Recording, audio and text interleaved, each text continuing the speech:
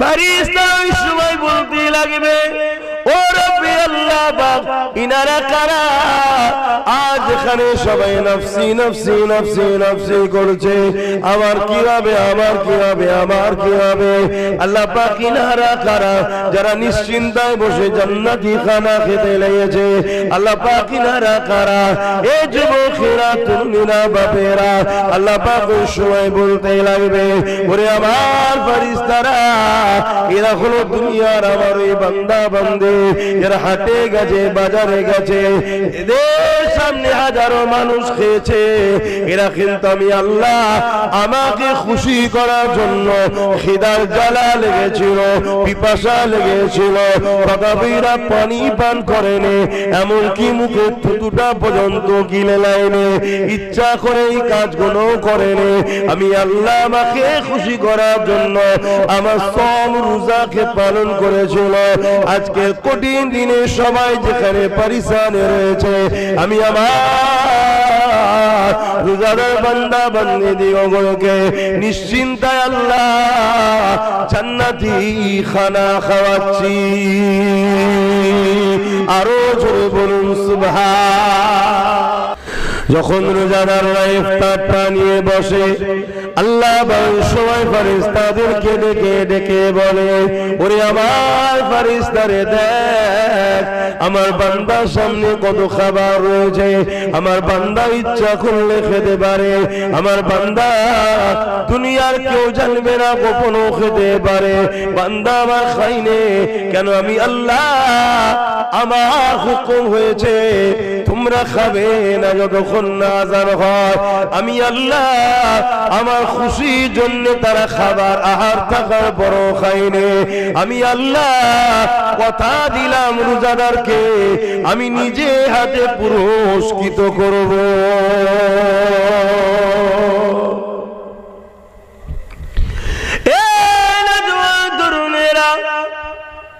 কাল কিয়ামতের ময়দানে আল্লাহ যেদিন বিচারের দিন ঘোষণা করে দেবে, সবাই ময়দানে মাশরে উঠে দাঁড়াবে, জমিন থেকে সবাই উঠবে, ময়দানে মাশরে যাবে।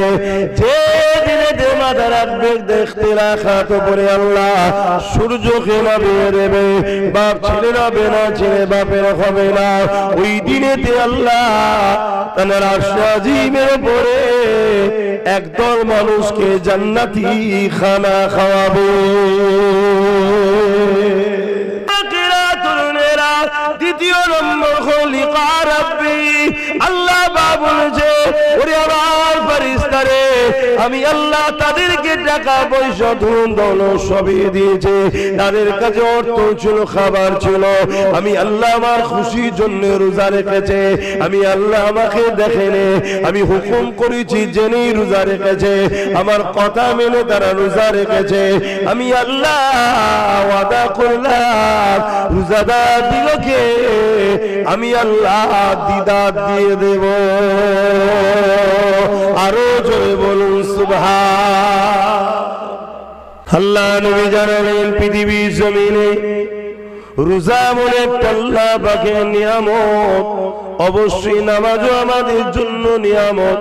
যদি কেউ সিজদা দীর্ঘক্ষণ দিতে থাকে কখনো সেই মেন্টালি সমস্যা হবে না, এবং দীর্ঘক্ষণ সিজদায় পড়ে থাকলে তার মেন্টাল বড় সুস্থ ভালো থাকবে। এ যুবকেরা, তরুণীরা, বাপেরা, নামাজও আমাদের শরীরের জন্য বড়ই উপকারের জিনিস।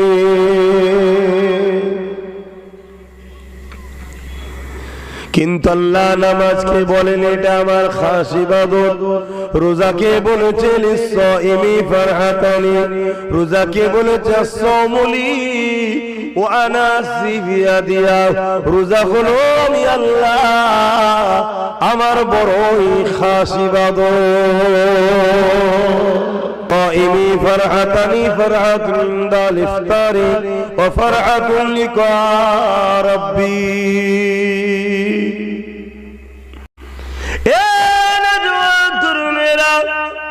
রোজাদার যখন রোজা রেখে ইফতারকে সামনে করে নিয়ে বসে ইফতার খাটাখাটিও করতে রয়েছে, কেউ ভুলু একবার তুলে দেয় না।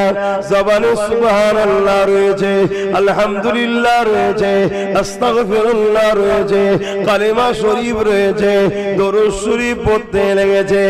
ইফতার সামনে নিয়ে বসে বসে আল্লাহ পাকের তাসবিহ পড়তে লেগেছে। তারপরে বান্দা হাত তুলেছে, তারপরে বান্দি হাত তুলেছে। আল্লাহ নবী বলছেন ওই সময়ের রোজাটা, ওই সময়ের রোজাদারের হাতটাকে আল্লাহ পাক কবুল করে না। আরো জোরে বলুন সুবহান।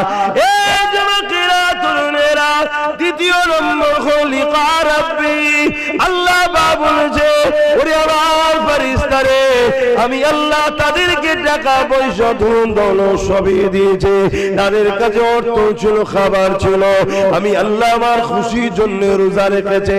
আমি আল্লাহ আমাকে দেখেনে, আমি হুকুম করেছি জেনেই রোজা রেখেছে, আমার কথা মেনে তারা রোজা রেখেছে। আমি আল্লাহ ওয়াদা করলাম রোজাদার দিগকে আমি আল্লাহ দিদার দিয়ে দেব। আরো জোরে বলুন সুবহান। বলছে তা নয়, আজকে দিন ইসলামের উপরে রিসার্চ করে দেখা যাচ্ছে তাম পৃথিবীর বুকে নতুন করে যুবক যুবতীরা যে ধর্মের দিকে নতুন করে ছুটছে, এখনো যে ধর্মের দিকে মানুষ আগিয়ে আসছে দ্রুত ভাবে, ওই ধর্মের নাম হলো ইসলাম। এ যুবকেরা, কিন্তু এখানে একটা বুঝার বিষয়, প্রকাশ্য দুশমন যতই শক্তিশালী হোক না কেন, তার মোকাবেলা করা, তার সাথে লড়াই করে বিজয় হওয়া, এটা ইসলামের জন্য কোনো ব্যাপার নয়। কেন, আলো এমন একটা জিনিস, অন্ধকার যত গভীর হোক না কেন, আলো যেই আসে অন্ধকার কেটে যায়। আল ইসলাম নূরুন ওয়াল কুফরু যুলমা, আল ইসলাম নূরুন ওয়াল কুফরু যুলমা। এ যুবকেরা তরুণেরা, ইসলাম এমন একটা নূর, এই নূরের আলোর কাছে কুফরি অন্ধকার যতই হোক না কেন আলোকিত করতে কোনো অসুবিধা হয় না। তাই প্রকাশ্য দুশমন যত শক্তিশালী হোক না কেন, প্রকাশ্য দুশমন যত পাওয়ারফুল হোক না কেন, এই জায়গাতে কোনো অসুবিধে নাই। বিজয় আগেও হয়েছে, আজও হবে, ইমাম মেহেদী সাল্লামের নেতৃত্ব হবে। এ যুবকেরা মনে রেখে দেবেন, তাহলে অসুবিধাটা কোথায়? অসুবিধা হলো মুসলিম দাবিদারদের মধ্যে দাড়ি টুপি রেখে হোক, দাড়ি টুপি চেঁচে হোক, মুসলমান নামধারীদের মধ্যে থেকে একদল মুনাফিক রয়েছে। এই মুনাফিকরা হলো আমাদের জন্য বড়ই ভয়ঙ্কর, বড় ভয়ঙ্কর। যারা মান আহাব্বা লিল্লাহ ওয়া আবগাদা লিল্লাহ ওয়া আতা লিল্লাহ ওয়া মানা লিল্লাহ ফাকাদ ইস্তাকমালাল ঈমান, যারা ভালোবাসে আল্লাহর জন্য, দুশমনি করে আল্লাহর জন্য, আত্মীয়তা করে আল্লাহর জন্য, বিচ্ছেদ হয় আল্লাহর জন্য, অর্থাৎ তারা যখন কোনো কথা বলবে ওই কথার উদ্দেশ্য আল্লাহ হবে। কোনো মানুষকে যখন ভালোবাসবে উদ্দেশ্য থাকবে আল্লাহর জন্য, কোনো মানুষের সঙ্গে দূরত্ব বজায় করবে উদ্দেশ্য থাকবে আল্লাহর জন্য। এ যুবকেরা তরুণেরা, কিন্তু আজ বড় দুঃখ লাগে, আমার উলামা ভাইদের মধ্যে একদল উলামার ইতিহাস আমরা শুনেছি, হতভাগা আকবরের অর্থের কাছে বিক্রি হয়ে গিয়ে কোরআনের বিরুদ্ধে দ্বীনে ইলাহি কিতাব লিখেছিল। এই উলামা কোনো হলো দুনিয়াদার উলামা, এদেরকে তাগুতি শক্তির কাছে এরা মাথাকে নত করে দিয়ে গেছে। এই উলামার কথা আল্লাহ রসুল বলেন যে উলামারা বেহিসাব জান্নাতে যাবে, তাদের মাকাম তাদের সম্মান এত হবে। কোন ছেলে যদি আমার আব্বারা যুবকেরা শুনে রেখে দাও, উলামার সঙ্গে কেউ যদি এক দস্তখানে বসে খানাও খেয়ে থাকে, কিয়ামতের দিনেতে এই রকম ব্যক্তিকে ওই উলামার কাতারে আল্লাহ পাক জান্নাতি বানিয়ে দেবে। এ নওজওয়ানেরা, কিয়ামতের দিনে আল্লাহ যখন উলামাদের ঘোষণা করে দেবে, হে আমার উলামা বান্দারা যান, আপনারা জান্নাতে চলে যান। তারা যখন জান্নাতে যেতে লাগবে, ওই সময় এক শ্রেণীর মানুষেরা তাদের রাস্তা আগলে দেবে। এই আল্লাহ পাকের উলামা বান্দারে, দুনিয়া জমিনে আপনারা ওয়াজ করেছিলেন আল মারউ মা মান হাব্বা, দুনিয়ায় যে যাকে ভালোবাসবে তার সঙ্গে জান্নাতে যাবে। দুনিয়া জমিনে আপনাদেরকে আমরা মহব্বত করতাম, আপনাদের মাহফিলে যেতাম, আপনাদের কথা মতো চলতাম, আপনাদের পিছনে দাঁড়িয়ে থাকতাম, আপনাদের হয়ে ঢাল হয়ে ফিরে রাখতাম। আপনাদের উপরে কোন আঘাত আসলে আমরা খাওয়া দাওয়া ছেড়ে দিয়ে, ঘর বাড়ি ছেড়ে দিয়ে, কিসের কথা না ভেবে আপনাদের জন্য ছুটে যেতাম। আপনাদের জন্য দুনিয়ায় অনেকের সঙ্গে আমাদের সম্পর্ক নষ্ট হয়েছে, কারণ আপনারা বলেছিলেন বাবারা এদের সঙ্গে মিশি না বাবা, আপনাদেরকে মেহমানদারি করেছি, আপনাদেরকে পেয়ার করেছি, ভালোবেসেছি। আজ আপনারা জান্নাতে চলে যাচ্ছে, আমাদেরকে বাদ দিয়ে, এটা কেমন করে হতে পারে? আপনারাই তো হাদিস শুনিয়েছেন, বুখারীর মধ্যে রয়েছে, এক গ্রাম্য মানুষ এসে আল্লাহ নবীকে জিজ্ঞাসা করবে, ইয়া রাসূলুল্লাহ হাবিবাল্লাহ, কিয়ামতটা কবে হবে? আল্লাহ নবী বললেন, এ বাবা ছেলে, কিয়ামত একদিন হবে, কেননা কোরআন বলেছে ইযা ওয়াকাতিল ওয়াকিয়া লাইসা লিওয়াকাতিহা কাসিবা, কিয়ামত অবশ্যই হবে যার মধ্যে কোনো সন্দেহ মিথ্যা না। তবে বাবা ছেলে রে, মাদাত্তালাহা, তুমি কিয়ামতের জন্য কি তৈরি করেছো, কি প্রস্তুতি হয়েছো? কেন কোরআন বলছে তানজুরু নাফসুম মা কদ্দামাত লি। এ নওজওয়ান তরুণেরা, এই মুনাফিক হলো আমাদের জন্য সব থেকে বড় ভয়ঙ্কর। কেননা আমার বাড়িতে কটা দরজা আছে, আমার বাড়ির ভেতরে কোথায় কি আছে কেউ জানে না, কিন্তু আমার ঘরের লোক যদি বাইরের দুশমনকে জানিয়ে দেয়, তবেই তো নকশাটা পেয়ে যাবে, এখান দিয়ে যেতে হবে, এখানে সুড়ঙ্গ আছে, এখানে দরজা আছে, যদি সমস্যা হয় এই দিক দিয়ে চলে যেতে হবে। সব ব্লুপ্রিন্টটা যদি দুশমনের হাতে কেউ দিয়ে দেয়, তাহলে দুশমনের জন্য তো আমাকে পরাজিত করতে সহজ হবে। এই আমাদের মধ্যে একদল মুনাফিক রয়েছে। হে যুবকেরা, তরুণেরা, বাপেরা, তারা এমন করে ইসলামের দুশমনের সঙ্গে মিশে আমাদেরকে ভেতর থেকে ক্ষতি করছে। এই জমিনের ওপরে তারা এই ভাটপাড়া অর্জুন সিং এর বিরুদ্ধে কেস করবে না, যে বলেছে ইসলামে নাকি রেপ করা পাপ নয়, তার বিরুদ্ধে কথা বলবে না। যে কিনা এমন করে কোরআন শেষ হয়ে যাবে বলবে, তার বিরুদ্ধে মামলা করবে না, তার বিরুদ্ধে কথা বলবে না। অথচ ওই মুসলমানকে সামনে কোন উলামা যখন বলবে দিনের স্বার্থে, মসজিদের স্বার্থে, বাবারা আল্লাহ দিনের স্বার্থে তোমরা ঐক্যবদ্ধ হও, এক হও, এক হও, কাউকে মারার জন্য নয়, কারণ ইসলামের জুলুম করা হলো হারাম, কিন্তু নিজের পরিবার, নিজের বাচ্চাদের ভবিষ্যৎ বাঁচাবার জন্য এক হও, নিজের মসজিদের উপরে হামলা করে রুকার জন্য এক হও, নিজের কবরস্থানকে রুখার জন্য এক হও। এই মুনাফিক গুণ তখন বলবে অন্য বক্তা নিয়ে আসো, এ বক্তা চলবে না। আছে না? এইগুলোই হচ্ছে তো সেই কোয়ালিটি। এইগুলোকে আমাদের প্রথম চিনতে হবে। অসুবিধা হলে বলুন, লাইন ঘুরিয়ে দিচ্ছি। আব্বা অসুবিধা হচ্ছে আব্বা? এইগুলো হলো সেই কোয়ালিটি। এটা কি নতুন না, আগেও ছিল? হ্যাঁ,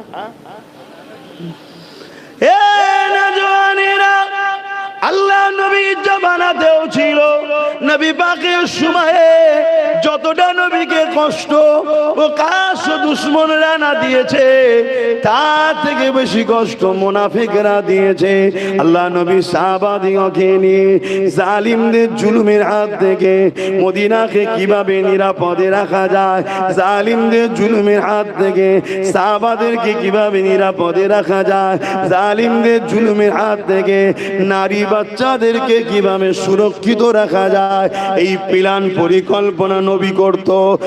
আর নবীর মজলিসে তারা মুমিন সেজে, মুসলমান সেজে, সাহাবা সেজে ঢুকে বসে থাকতো। তারা টুক করে গিয়ে ইসলামের দুশমনদের কাছে বলে দিত, এর বিনিময়ে মোটা অঙ্কের টাকা নিয়ে নিত। এইভাবে তারা সাহাবাদের উপরে জুলুম করেছে, সাহাবা হুজুরদের উপরে অত্যাচার করেছে। এই মুনাফিকদের মধ্যে থেকে এক মুনাফিক যার নাম হলো আব্দুল্লাহ ইবনে উবাই, যে কিনা নবী পাকের পিছনে নামাজও পড়তো, নবী পাকের সঙ্গে জিহাদে গেছে, নবী পাকের সঙ্গে রোজা রেখেছে, নবী পাকের সঙ্গে হজ করেছে। কিন্তু আবার যখন আম্মা জান আয়েশা হুজুরের বিষয় এলো, আম্মা জান আয়েশা হুজুরের বিষয়ে সব থেকে বেশি পাড়ায় পাড়ায়, বাজারে বাজারে মিথ্যাচার করে ছড়িয়েছিল এই আব্দুল্লাহ ইবনে উবাই। আজও মুনাফিক আমাদের মুসলিম সমাজের মধ্যে আছে না নাই? জওয়ানেরা, তরুণেরা, মনে রাখবেন, আমি আরো একবার সতর্ক করে দিচ্ছি, যদি বাবরি মসজিদের প্রমাণ হয় 500 বছর ধরে ছিল, নামাজ হয়েছে, ওখানে কোনো নিচে অন্য কোনো ধর্মের স্থানের কোনো প্রুফ পাওয়া যায়নি, এরপরও যদি সব প্রমাণ হওয়ার পরও বাবরি যদি তুমি আমি না পাই, এখানে তুমি যতই কাগজ থাকুক না বলো নাকি, যতই প্রুফ থাকো না বলো নাকি, তুমি এই জায়গায় নিরাপদে আছো, তুমি এটা ভাবছো কি করে? আমি কি বলছি বুঝছেন তো? এখান থেকে নিরাপদ পাওয়ার একটাই উপায় আছে, আমি আবার বলে দিচ্ছি, আল্লাহ সাহায্য, নবী পাকের উপরে মহাব্বত, আল্লাহ পাকের সাহায্য ছাড়া আমরা কামিয়াবি হইনি, হব না। এই সর্বপ্রথম তাওয়াক্কালতু আলাল্লাহ, আল্লাহর উপরে ভরসা করো। দ্বিতীয় নম্বর হলো নবীর সুন্নায় জীবন গড়ো, নবীকে প্যার করো, নবীকে মহাব্বত করো। 3 নম্বর হলো নিজেদের জন্য ইমানদার লিডার তৈরি করো। রাসূলুল্লাহ জানিয়ে দিয়েছে, আমার মাননেওয়ালারা, তোমরা কুরাইশ বংশের বাচ্চার নেতৃত্ব মানো, তা ঝান্ডা দলের পিছনে দাঁড়াও।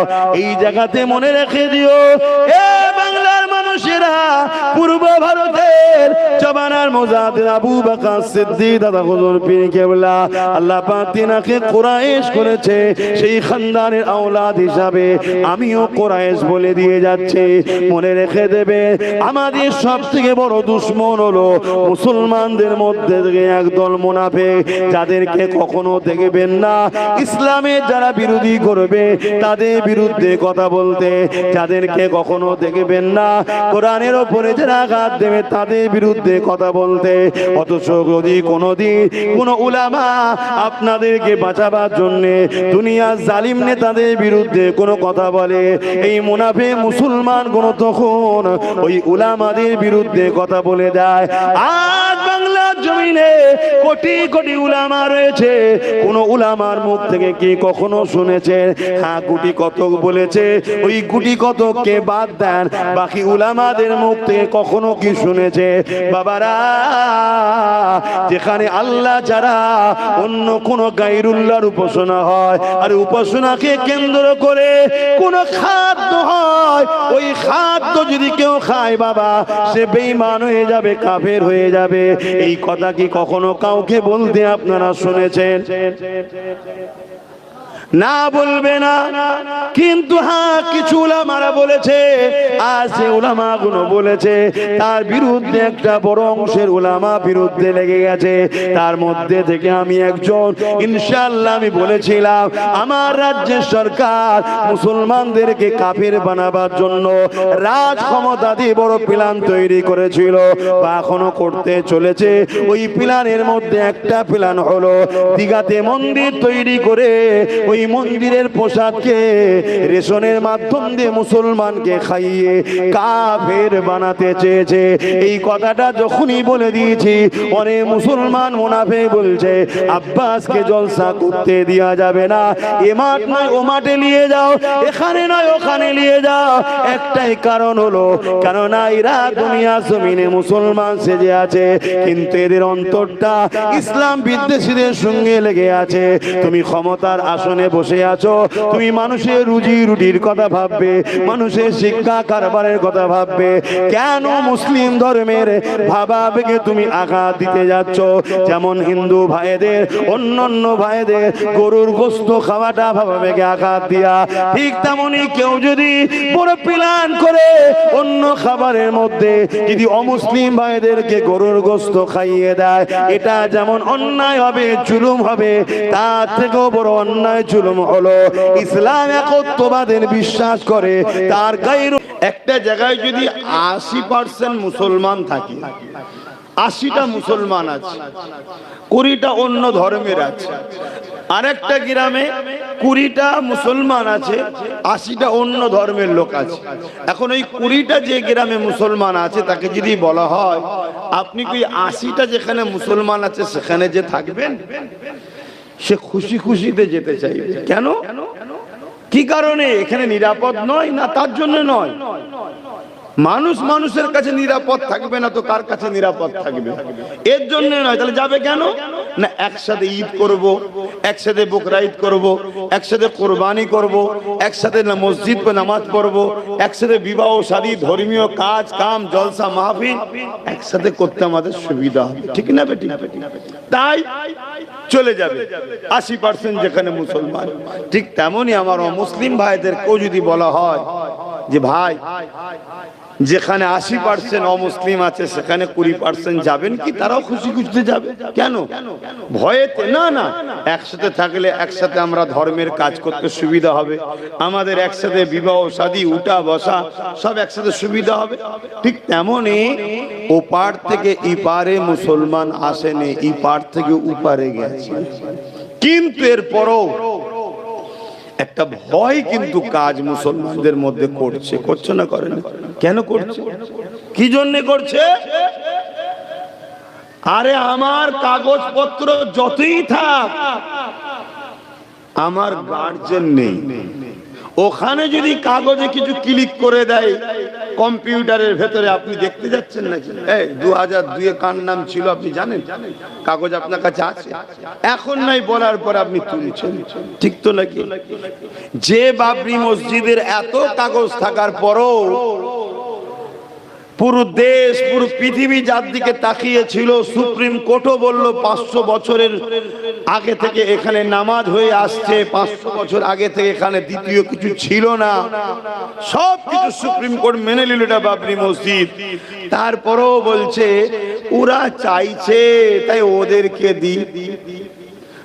মানে বাপের দুটো ছেলে, বাপ বলল জিনিসটা হয়তো একটা ছেলের, কিন্তু বলছে ও একটু বায়না করছে ওকে দিয়ে দাও, ঠিক এই ধরনের। আশ্চর্যের বিষয়, দেশের সর্বোচ্চ আদালত থেকে একটা রায় বেরোচ্ছে কি ওরা আস্থা করেছে, ওরা। তাহলে বলো, কাল যদি তোমার সব থাকে তারপরে যদি মনে হয় ওরা সবাই বলছে এদেরকে রাখবো না, চলো চলে যাও, তাহলে কি করবে? তোমার তো কেউ নেই, তোমার লড়ার কেউ আছে? এই যে প্রশাসন বন্ধুরা ঘুরছে, এরা তো নিরুপায়, এদের কিছু করার নেই। তো এনারা যে দপ্তরে কাজ করে সেই দপ্তরের যে হেড যা বলবে শুনতে হবে না, চাকরি চলে যাবে। কথা ভুল বলছি নাকি? চলে যাবে। সেখান যদি হুকুম করে এই ধরো তুমি আদৌ দোষী নয়, কিন্তু ইনাদের কিছু করার নেই, এই চলো নাই ভাই আমার জানলে টানাটানি হবে। তাহলে ওই জায়গাটা আমাদের তো কেউ নেই, এই জন্য আজকে এই দশা আমাদের। তবে ভাবলে মন খারাপ করার কিছু নাই। যুগে যুগে আমাদের ওপরে অনেক জুলুম হয়েছে, যুগে যুগে আমাদের ওপরে অনেক অত্যাচার হয়েছে। এমনও দিন গেছে এই জমিনের ওপরে মুসলমান দিওকে এত কতল করা হয়েছে, তাজেলা নদীর পানিখানা লাল হয়ে গেছে, হালাকু খান এত মেরেছিল, এবং মুসলমানদের কাটা মাথাগুলোকে নিয়ে বিশাল বিশাল রাজপ্রাসাদ তৈরি করে ফেলেছে। কিন্তু এরপরও শুনে রেখে দেন, সেই হালাকু খান মিটে গেছে, ইসলাম আজও জিন্দা আছে। এত মেরেছে, এই মাথার খুলি নিয়ে ইট যেমন সাজায় বড় বড় রাজপ্রাসাদ তৈরি করেছে মুসলমানদের মাথায়। হালাকু খান নাম মনে রাখবে। আর দাজলা নদীর পানি পুরো লাল রক্তে, এত খুন মুসলমানদের। কিন্তু এরপরও হালাকু খান মিটে গেছে, আলহামদুলিল্লাহ। আজও ইসলাম সারা কায়নাতে, সারা পৃথিবীতে চলছে। শুধু প্রতিটা নফসের উচিত পরকালে ভাবা। তা তুমি যে কিয়ামতের খোঁজ নিচ্ছ, এটা তো হবে, তা তুমি কি তৈরি হয়েছো? ওই যুবকটা বলতে লেগেছে, ফাকামাতুলহা কাসীরা সালাতি ওয়া সিয়ামি, ইয়া রাসূলুল্লাহ হাবিবাল্লাহ, বেশি বেশি নামাজ রোজা করতে পারিনি, ইল্লা তবে আন্নী উহিব্বুল্লাহ ওয়া রাসূলুহু, আমার অন্তরে, আমার কলবে, আমার হৃদয়ে সব থেকে বেশি আল্লাহ ও নবীকে মুহাব্বত করি। এই কথাটা শুনে নবী আমার উত্তর দিয়েছিলেন, আল মারউ মা মান হাব্বা। এ বাবা সাহাবারা শুনে রেখে দাও, দুনিয়ায় যে যাকে ভালোবাসবে তার সঙ্গে জান্নাতে যাবে। আমরা উলামারা এই হাদিস আপনাদেরকে শোনায়, আপনারা শুনে রাখছেন।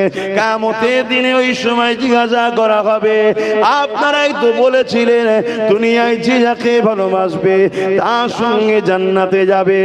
আজ আমরা আপনাদেরকে ভালোবেসেছিলাম, আজ আপনারা চলে যাচ্ছেন কেন? ওই সময় উলামারা আল্লাহ পাকের আরশে আজিমের দিকে ফিরে আসবে। আমার আল্লাহ পাক বলতে লাগবে, এ আমার উলামা বান্দারা কি হয়েছে তোমাদের? আল্লাহ পাক তখন এই সময় উলামারা বলবে, ও রব্বি আল্লাহ, দুনিয়ায় যারা আমাদেরকে বিয়ার করতো, আমাদের কাতারে দাঁড়াতো, আপনার দিনের প্রচারের জন্য আমাদের বডিগার্ড হয়ে থাকতো, আমাদের সহযোগী হয়ে থাকতো, আমাদের কাতারে বসে থাকতো, এরা যদি সাথ না দিত আল্লাহ, হয়তো আমরা দিন প্রচার করতে গিয়ে হাজারো বাধা শিকার হয়ে যেতাম। ঠিক না বেঠিক? তোমরা যদি না সাথ দিতে, এই দিন প্রচার করতে গিয়ে আমাদের বাধা হতো না? হতো না আরো। কিন্তু বাধাকারীরা ভাবছে যে না, বাধা দিতে গেলে ওদের পাশে প্রচুর লোক আছে, তাহলে এটা তোমরা ওসিলা না। আমি যেমন দিন প্রচার করছি, একটা মহান কাজ, তোমার ওসিলাতেই তো এই মহান কাজটা হচ্ছে, তুমি কেন বেকার যাবে? হ্যাঁ, এবার শোনো, আল্লাহ, কেন এরা আমাদের থেকে সব লাই, এরা আমাদের সাথে থাকে, কিন্তু এদের বাহ্যিকটা আমাদের সাথে, অন্তরটা থাকে ইসলামের দুশমনদের সাথে। কথা অসুবিধা হচ্ছে না তো? শুনছেন তো মন দিয়ে? মাইকে আওয়াজ বুঝতে পারছেন তো? এটা আল্লাহর কোরআন, বেশি দূর নয়, সূরা বাকারা খুলে দেখুন। আল্লাহ বলছে, মানুষের মধ্যে একদল মানুষ আছে যারা নিজেদেরকে মুসলিম দাবি করে, কিন্তু তারা আদৌ মুসলমান নয়। তারা মুসলমানকে বোকা বানাতে চায়, মূলত তারা নিজেরাই বোকা হচ্ছে। তাদের আখিরাত কত ভয়ঙ্কর হচ্ছে তারা বুঝতে পারছে না।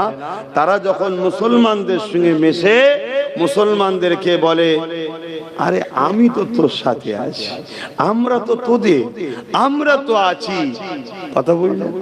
আর অপর দিকে গোপনে যখন তারা তাদের দুনিয়ার প্রভুর সাথে মেশে, তখন তাদেরকে যে বলে আমরা তো শুধুমাত্র মুসলমানদের সঙ্গে নাটক করি, বোকা বানাই। কিছু বুঝতে পারছেন? এদেরকে শরিয়তের ভাষায় মুনাফিক বলা হয়। এগুলো জানানো জাতিকে দরকার আছে না? বলুন কেন? কাল তো মুনাফিক এসে বলতে পারে দে এসআইয়ের ফর্মটা আমায় আমি জমা করে দেবো, নিজে ডাস্টবিনে ফেলে দিতে পারে। কে আমার কথা কি কষ্ট হলো? এটাও তো একটা জটিল বিষয়। আমার ভাই আপনি, আমার দেশবাসী আপনি, ফেঁসে যাবেন, বিপদে পড়ে যাবেন। এই বিষয় থেকেও তো সুরক্ষিত রাখার জন্য কথা বলার নামও তো ইসলাম। জোরে বলুন সুবহানাল্লাহ। এরা এত বড় মুনাফিক, এরা কোরআনের 2টো আয়াত নেবে, 3টে আয়াত নেবে না, 5টা আয়াত নেবে, 10টা আয়াত নেবে না। এদের বক্তব্য কোরআনের কিছুটা লাও কিছুটা লিও না, এটাও একটা মুনাফিক। এদের বক্তব্য মৌলী সাহেবরা আসবেন, আমাদের কথা বলবে, রোজার কথা বলবে, বাকি অন্য বিষয়ে কেন বলতে যাবে বাবা? শুনছেন তো নাকি? মৌলী সাহেবরা সুদের বিরুদ্ধে বলবে কেন? মৌলী সাহেবরা মদের বিরুদ্ধে বলবে কেন? এই কথা শুনছেন? কেন মদের বিরুদ্ধে বললে মুসলিম ছেলেরা যদি মদ খাওয়া ছেড়ে দেয়, তাহলে এখন তো সরকার মদ ব্যাপারী হয়েছে, তার তো বাজার খারাপ হয়ে যাবে। এজন্য এদের অসুবিধা হয়। এই মুনাফিক মুসলমানগুলো তখন বলে কি না, ওই মদের বিরুদ্ধে বলছে, ওই হুজুর আনা যাবে না। এই শুনছেন তো নাকি? আর মদ যদি বিক্রি না হয়, তাহলে বাড়ি বাড়ি ভাতা ভিক্ষাটা দেবে কি করে? আর ভিক্ষা যদি না পায়, তাহলে মা বোনেদেরকে তো সাথেও পাবে না। শুনছেন তো নাকি? এই জন্যই তো সমস্যা। কিন্তু বলুন, আমার ইসলামে মদ হালাল না হারাম? আমার সংবিধান মদের পক্ষে না বিরুদ্ধে? আমি সবাইকে জিজ্ঞেস করছি, আমার সংবিধানও মদের বিরুদ্ধে। তাহলে আজকে আমরা কোথায়? বাবেরা নওজওয়ানেরা, ইতিহাসের পাতায় একটা যোদ্ধার নাম বলে যায়, শুনে রেখে দেন, যিনার নাম হল হযরতে সালাউদ্দিন আইবি রাহমাতুল্লাহ আলাইহি।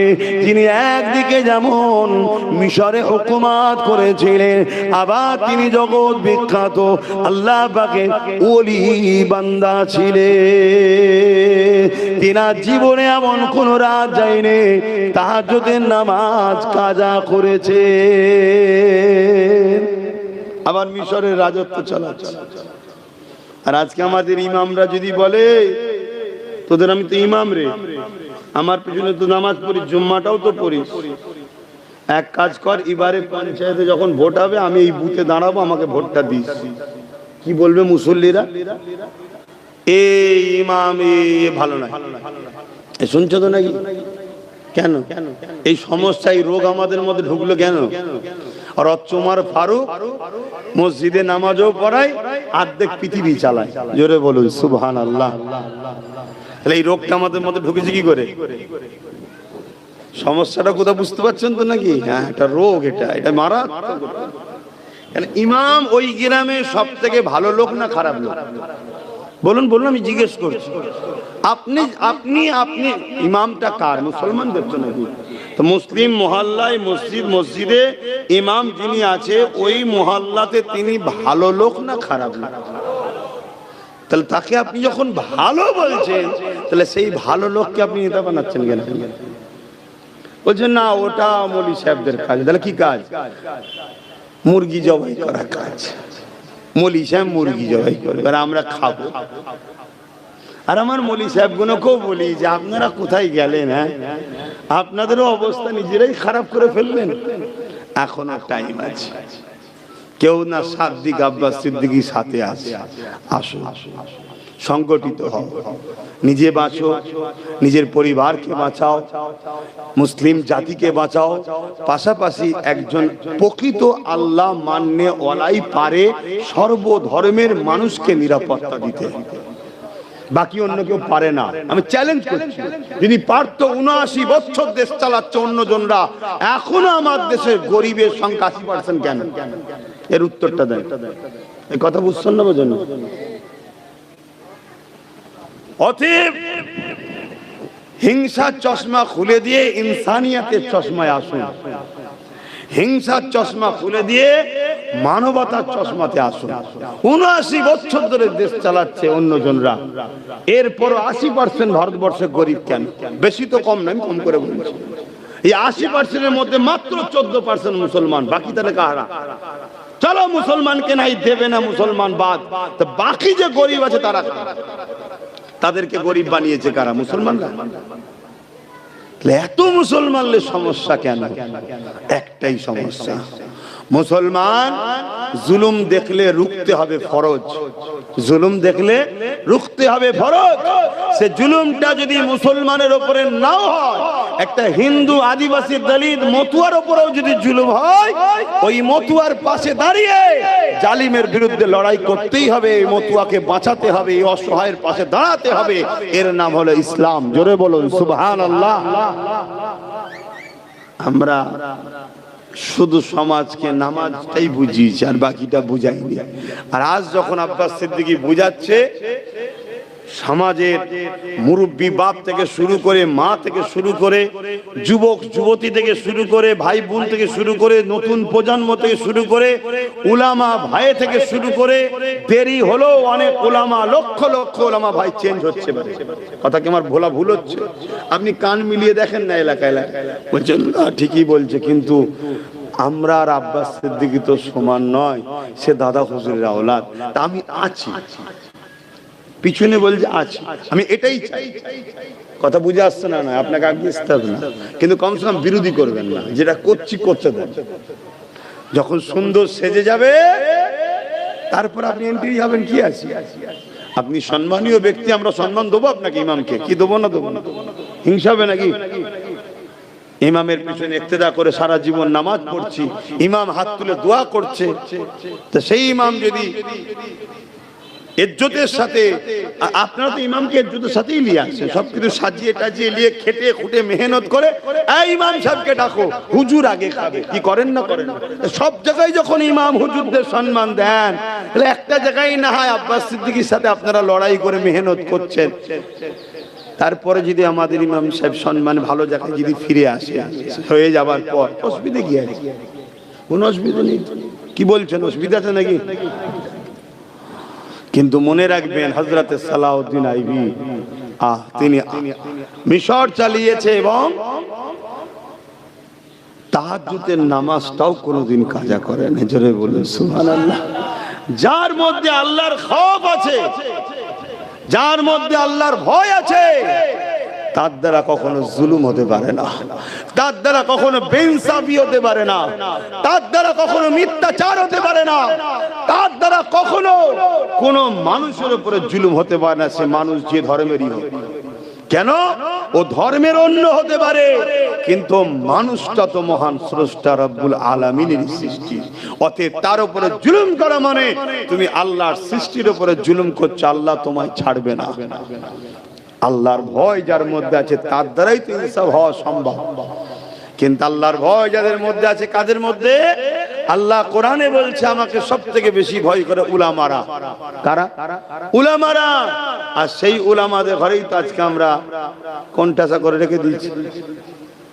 আবার এখানে একটা কথা বলে দিতে লাগে, আখেরি জামানা তো, আল্লাহ নবী বলেছেন আসমানের নিচে জমিনের উপরে সবথেকে নিকৃষ্ট হবে আবার একদল উলামা।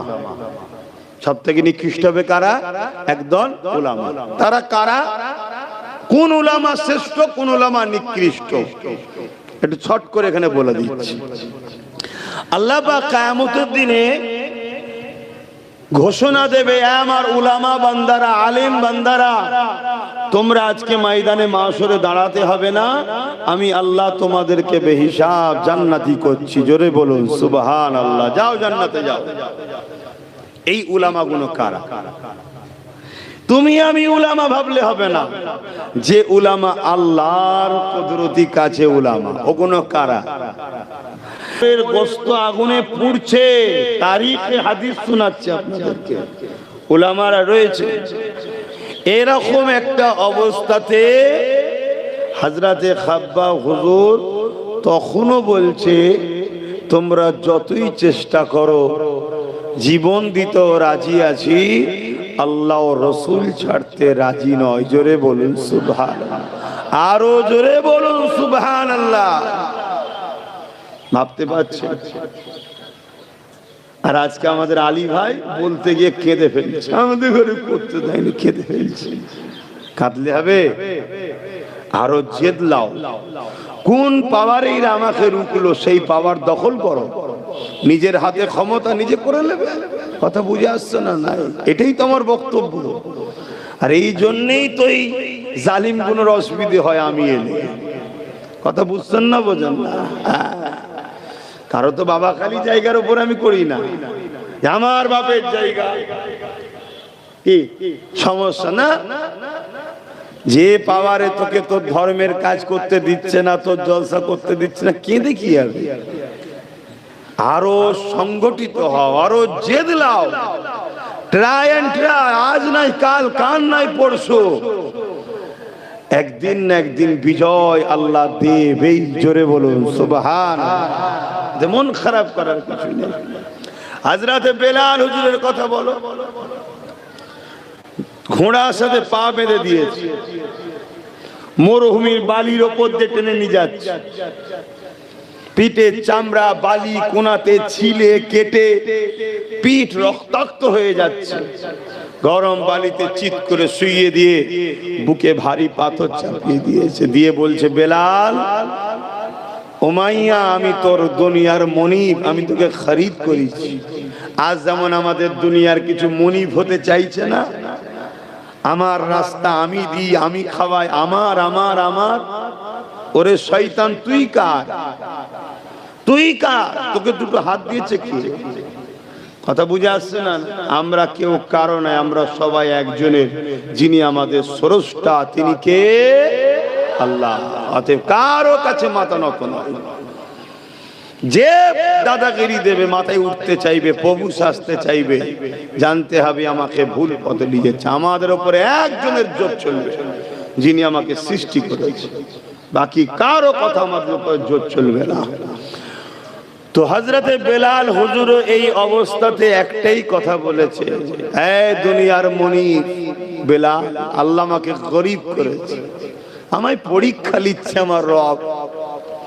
বাজারে বিক্রি হয়েছে আমি, তুই আমায় কিনেছিস, তুই আমাকে যা খুশি করছিস, জুলুম করছিস, যাই করিস, মনে রাখবি আমার অন্তরের মধ্যে আল্লাহ রসুলের নাম প্রেম আছে, এখান থেকে তুই আমায় কাটতে পারবি না। জোরে বলুন সুবহানাল্লাহ।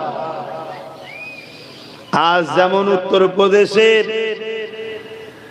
কানপুরে আমার রাসূলুল্লাহর নাম লেখাতে জুলুম হলো, এরা যতই চেষ্টা করো, আমাদের দিল থেকে কি রসুলের নাম মুছতে পারবে? হ্যাঁ, আমরা তো এমনি ব্যানারের ধর্ম নয়, কেন ব্যানার ট্যানারে আল্লাহর নাম, নবীর নাম, এগুলো আমি ঠিক পছন্দ করি না, ইসলামও পছন্দ করে না। কেন? এটাকে যত্ন ঠিকভাবে রাখতে আমরা পারবো না। ছিঁড়ে পড়ে যাবে, রাস্তায় পড়বে, ড্রেনে চলে যাবে, নোংরা আবর্জনাতে চলে যাবে, গেঞ্জিতে লিখবেন, ওই গেঞ্জি নোংরা কাপড়ের সঙ্গে একসাথে কাঁচা হবে, গাড়ির সাইমে স্টিকার মারবেন, টায়ার মুছছেন যে কাপড়ে ওই স্টিকার মুছবেন, এগুলো আদবের খেলাফ। তবে হ্যাঁ, কোনো একটা ভাই যদি তার প্রেমের ইজহারের জন্য যে লেখে আমি রসুলকে ভালোবাসি, সে যদি দায়িত্ব নিয়ে সেটাকে যত্ন আকারে রাখবে, সে যদি জিম্মাদার হয়, সেটাকে রুকার অধিকার কে দিয়েছে? দেশ তো রুখতে বলেন, দেশ তো ইজাজত দিয়েছে। সংবিধানের 25 নম্বর আর্টিকেলের মধ্যে আছে, ভারতবর্ষ এমন একটা দেশ, যে দেশে সে যা ধর্ম করবে, যে যা ধর্ম প্রচার করবে, তার ধর্ম প্রচার, তার ধর্ম পালন সে নিজের মতো করে করবে, কারো বাধা দিবার অধিকার নেই, রাষ্ট্র হস্তক্ষেপ করবে না। কথা বুঝে আসছে? কিন্তু দুঃখের বিষয়, আমরা এখন এতিম হয়ে গেছি। আমাদের আব্বাজান নেই, আব্বাজান বলতো আব্বাজান, বুঝতে পারছেন তো নাকি? আমাদের নেতা নেই, আমাদের দল নেই, আমাদের ক্ষমতা নেই, তাই আমরা নিজেরা চুপচাপ থাকি, রাস্তা জাম করি না, মিছিল করি না, রাস্তা 14 দিন 15 দিন বন্ধও রাখি না, অন্য ধর্মের বিরুদ্ধেও বলি না, উপরন্ত সব কিছু ঝাড় আমাদেরকেই খেতে হয়। আমার ধর্মকে গাল দেয় যারা, তারা পুরস্কৃত হয়। আমার ধর্মের বিরুদ্ধে মিথ্যাচার যারা করে তারা সম্মানিত হয়। আমার ধর্মকে যারা মিটাতে চাই বলে তাদের আগে পিছু ফোর্স দেওয়া হয়, সব কিছু হয়। আমরা কিছু কারো বিরুদ্ধে বলিও না, কারো বিরুদ্ধে আধাও দিই না। কে কি করছে, কতদিন করছে, কোন জায়গায় করছে, মেন রোড বন্ধ করে করছে, কোনো আপত্তি জানায় না। তারপরও বারবার আমাদের কি ইনসাল্ট হতে হয়? একটাই কারণ, তাদের গার্জেন আছে, তাদের গার্জেন আছে, তাদের হাতে রাজ পাওয়ার আছে, তারা যা খুশি করে, জনগণের ট্যাক্সের টাকা নিয়ে যা খুশি করে তারা তাদের জন্য খরচ টরচ করে, তাদের ধর্মস্থান বানায়, সব কিছু করে নেয়। আমরা শুধু বারবার বঞ্চিত হই। আর একটাই কারণ, আমাদের হাতে নেই। কথা বুঝছেন না? বোঝেন না? আমার কথা কি খারাপ লাগছে আপনাদের? এ তো শুরু হয়েছে, আগামীতে আরো হবে। এই যে এসআইআর যেটা শুরু হয়েছে, 100-র মধ্যে 99টা নিশ্চিন্তায় মুসলমান থাকে, কোনো টেনশন নেই। কেন? কোন মুসলমান ওই দেশ থেকে দেশে আসে না। উপরন্তু এখান থেকে লাখো কোটি চলে গেছে। একটা সামান্য কমন সেন্স, একটা বুদ্ধি কি বলে, একটা কমন বুদ্ধি কি বলে, তাদের বড় অবদান ছিল, আজ তাদেরকে আমরা শুনিয়েছিলাম। দুনিয়ায় যে যাকে ভালোবাসবে, দুনিয়ায় সে তার সঙ্গে পরকালে জান্নাতে যাবে। এই রাসূলের হাদিস তাদের কাছে শোনাতা। ও আমার আল্লাহ, আজ তারা বড় আশা নিয়ে আবদার জানিয়ে রুখে দিয়েছে রাস্তা। কেন আমরা তাদের সঙ্গে জান্নাতে যাব না? আমার আল্লাহ বা বলবে, আমার উলামা বান্দারে সাদ্দাক্তা, তারা সত্য কথা বলছে। আমার হাদিসের হাদিস, আমার হাবিব যে হাদিসের কথা বলেছে, আমার হাবিবের কথাটাও হলো ওহী, কোরআন ওহী। একটা ওহী মাতলু আর একটা ওহী গায়র মাতলু। আমার হাবিব যা বলেছে, আমি আল্লাহ আমারই কথা বলেছে। এই উলামা বান্দাদেরকে জানিয়ে দেওয়া হবে, যাও তাদেরকে সাথে করে নিয়ে জান্নাতে যাবা, ইজাজত দিয়ে দিলা। কথা বুঝে আসছে? এবারে ভাবু, দুদিনের দুনিয়া, আজ আছে কাল নাই, আজ আছে কাল নাই। কিন্তু আখিরাতের কথাও তো মাথায় রাখতে হবে। আজকে মানুষ যেভাবে টেনশন করছে, এ থেকে যারা পরিমাণ যদি অল্প টেনশন মানুষ জাহান্নাম থেকে বাঁচার করতো, আজকে মানুষ মনে হয় দুনিয়া আখিরাতের শান্তি পেয়ে যেত। শোনো, পৃথিবীর কারো কোনো শক্তি নেই তোমার ভালো মন্দর বিষয় নিয়ে কেউ কিছু করতে পারে। সবটাই তোমার পাওনা, তোমার কর্মের ফলে আল্লাহর পক্ষ থেকে হবে। অতএব তুমি আমি যদি সেই আল্লাহকে রাজি রাখতে পারতাম, তুমি আমি যদি সেই আল্লাহকে ধরার মতো ধরতে পারতাম, তাহলে এই দুনিয়া হাজারো পরিকল্পনা করুক, হাজারো প্ল্যান করুক, নিজের প্ল্যানে নিজেই ফাঁসবে। আমরা নিশ্চয়ই জানি আবু জেহেল আমার নবীকে প্ল্যান করে কুয়ায় ফেলার প্ল্যান করেছিল না করেনি? এজরে বলে, আজকেও অনেকে সেই নবীর উম্মতকে প্ল্যান করছে বিভিন্ন ভাবে ফাঁসাবার। মনে রাখবেন, যত প্ল্যান করেছে প্রত্যেকবারে নিজেদের প্ল্যানের নিজেরাই জড়িয়েছে। ঠিক তো নাকি? বলবেন তো? নিজেদের প্ল্যানে নিজেরাই জড়াচ্ছে। আজকেও যে প্ল্যান চলছে, এই প্ল্যানে দেখবেন নিজেরাই জড়িয়ে গেছে। কথা বুঝে আসছে না? না বুঝতে পারছেন তো নাকি? কিন্তু অত গাফলতি হয়ে থাকা ভালো নয়। যে গাফলতি আমার কওমের হয়েছে, আমার কওমের যে গাফলতি। কচি দেখে দে তো, কচি এনে দে তো, এটা করে না। নিজের পিঠ যদি চুলকায়, এখানে এনেছেন ওখানে চুলল, এটা নবীর মেম্বার। নিজের পিঠ যদি চুলকোই নিজেকেই চুলকে নিতে হয়, তাই তো নাকি? ভাষাটা খারাপ না, বাস্তব কথা। সমস্যা নিজেকে একটু দায়িত্ব নিয়ে করতে হবে। সব গাফলতি করে এলে বাবা এটা নিয়ে যা, একেবারে গিয়ে ড্রামে চলে যাবে। কথা বুঝছেন তো নাকি? কেন আপনি নিশ্চিন্তায় বলতে পারি আমি, এ বাংলার মুসলমান, এ ভারতের মুসলমান, এরা অন্য জায়গা থেকে আসে না, এরা এখানে।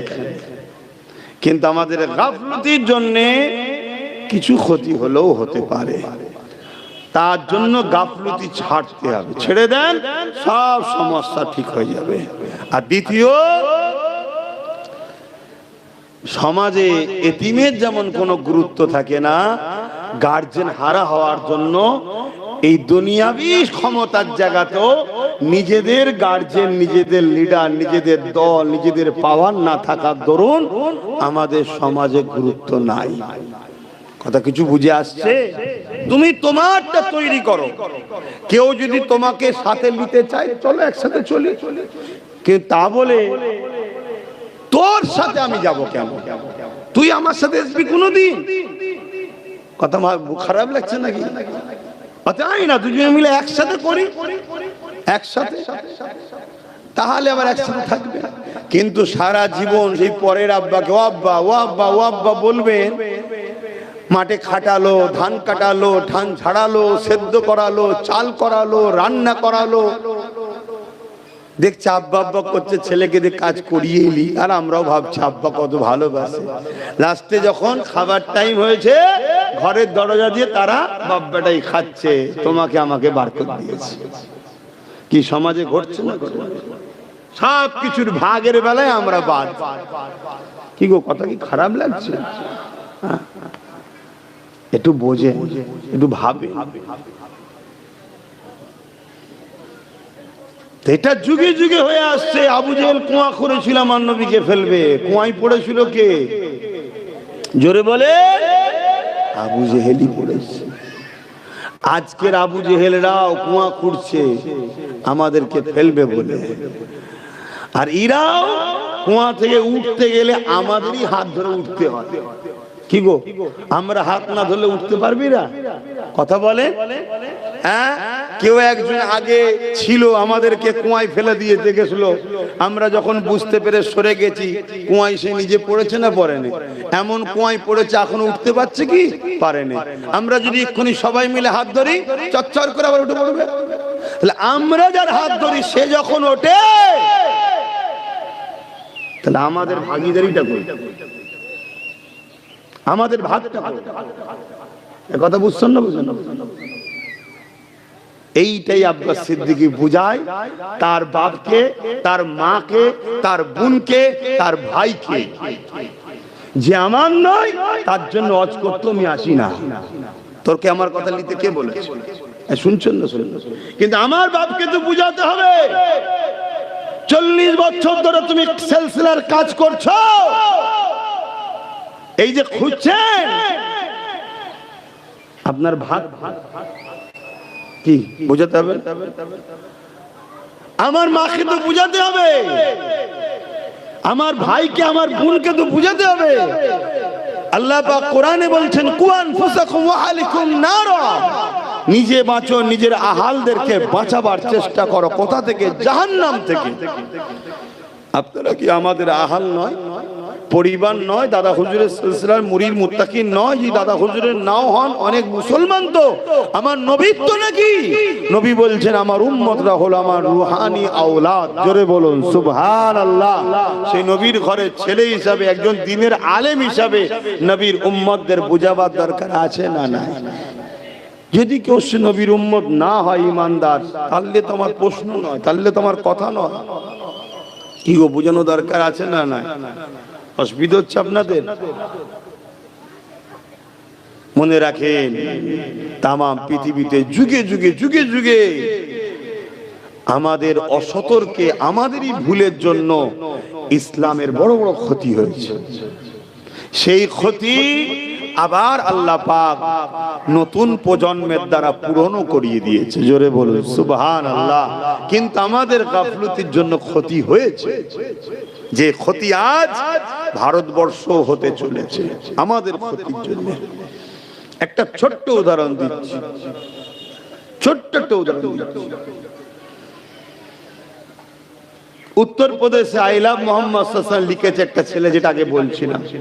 বলো তো ভাই, ব্যানারে লিখেছে তোমার বিবেক কি বলছে, এটা কোনো অন্যায়? আমি রবিকে ভালোবাসি, একটা ব্যানার। এখানে লেখা আছে এবিএস মডেল স্কুল, একটা ব্যানারে দেখুন পীর আবু বকর সিদ্দিক নলেজ সিরিজের করেছে ওই স্কুলে 2025-এ আবার নতুন বাচ্চা ভর্তি লিবার অ্যাড। অর্থাৎ আমি একটা কাজ করছি, তার প্রচার। আমি নবী মুহাম্মদ সাল্লাল্লাহু আলাইহি ওয়াসাল্লামকে ভালোবাসি, এটা আমার ভালো লেগেছে, এটা লিখেছি। এতে অপরাধটা কি? কত লোক ভারতের খবর পাকিস্তানকে দিয়ে দিচ্ছে, সেটা অপরাধ না? কথা বুঝছো না? তাদের তো ধরছে না। কত লোক ভারতের পতাকা তোমাদের এই বনগা কোন স্টেশনে বেঁধেছে, জেল দিল, ধারা হালকা দিল, পরের দিন কোর্টে জামিন হয়ে গেল, বিশেষ এক রাজনীতির দলের লোকেরা তাকে ফুলের মালা দিয়ে আবার ঘরে নিয়ে যাচ্ছে। শুনছেন তো? মানে ইরাদা ছিল কি, পতাকাটা বাঁধাবো পাকিস্তানে, তারপরে বলবো মুসলমানরা টিঙ্গেছে, এলাকার মুসলমানদের ধরপকড় করো, জেলে ভরো। কিন্তু হাতে নাতে ধরা পড়ে গেছে, যখন দেখছে আরে আমার কর্মী তো ধরা পড়ে গেল, হালকা ধরা দিল। কেন? প্রশাসন কিছু করেনি, ওপর থেকে হ্যালো, ধারাটা হালকা দিবি, কেসটা বেশি দিবি না, চলে এলো নাকি? বুঝতে পারছেন তো নাকি? প্রশাসন দেখছে, যা আমি কি করবো, আমার চাকরি চলে যাবে, চলো হালকা ধারা। পরের দিন কোর্টে উঠলো, জামিন হয়ে গেল। শুনছেন? আর শারজিল ইমাম উমর খালিদ নাম জানেন? চেনেন আপনি? চেনেন? অথচ এনআরসির জন্য লড়াই করতে গিয়ে দিল্লি শাহিনবাগ থেকে বন্দি করলো, তারা নির্দোষ মানুষকে বাঁচাবার জন্য লড়াই করতে গিয়ে ডেটের পর ডেট, ডেটের পর ডেট, ডেটের পর ডেট, এখনো জেলে আছে। অপরাধ কি? সে মুসলমান। আর এখানে পাকিস্তানের পতাকা বাঁধছিল, এদেরকে ধরে পরের দিন ছেড়ে দেওয়া হলো। কেন? নেতা ওদের, সব ওদের। আর শারজিল ইমাম আর ওমর খালিদ, এদের কেউ নেই। মাথায় ঢুকছে তো নাকি? এরপরও যদি না বোঝো, আমার কিছু তো দেখার নেই তো, আমার ডিউটি পালন করছি। আমি শুধু আমার ডিউটি পালন করছি। আল্লাহ পাকের কাছে আমি না ধরা পড়ে যাই যে বলিস নি কেন, এজন্য বলছি। আমার কথা যদি সবাই নাও নেন, আল্লাহর জাত পাকের কসম করে বলছে আমার কোনো অসুবিধা নেই। আল্লাহর জাত পাকের কসম করে বলছে আমার কোনো অসুবিধা নেই। আমার ভাই নওশাদের কোনো অসুবিধা নেই। ও যদি হেরাও যায়, ওর কোনো অসুবিধা নেই। কে বলেছে ওর অসুবিধা? কথা মাথায় ঢুকছে না? ঢোকে না কেন? একটা স্টাম্প নিয়ে এসেছে মায়ের পেট থেকে, আওলাদে রসুল আওলাদে মুজাদ্দিদ, খানদানে রসুল আওলাদে মুজাদ্দিদ, একটা স্টাম্প নিয়ে দুনিয়ায় এসেছে। ওর আগেও দেখার দরকার নেই, পিছন ডায়ে কিচ্ছু দেখার দরকার নেই। তো ওর জন্য আল্লাহ ও রসুল যথেষ্ট। কথা বুঝে আসছে না? নাই। তারপরও এত সংগ্রাম, এত লড়াই কেন? আল্লাহর কাছে ধরা পড়ে যেতে হবে, হক কথা বলতে হবে। এবং নবী বলেছে নেতৃত্ব কুরাইশ বংশের বাচ্চারা দেবে। কথা বুঝে আসছে না? এজন্য বুঝানো। তো ভাইয়ের আমার, আজকে সেই কানপুরে লিখেছে এটা কোনো অপরাধ নয়, সংবিধানও বলছে অপরাধ, কিন্তু তারপরও তার বিরুদ্ধে কেস হলো, ধরা হলো।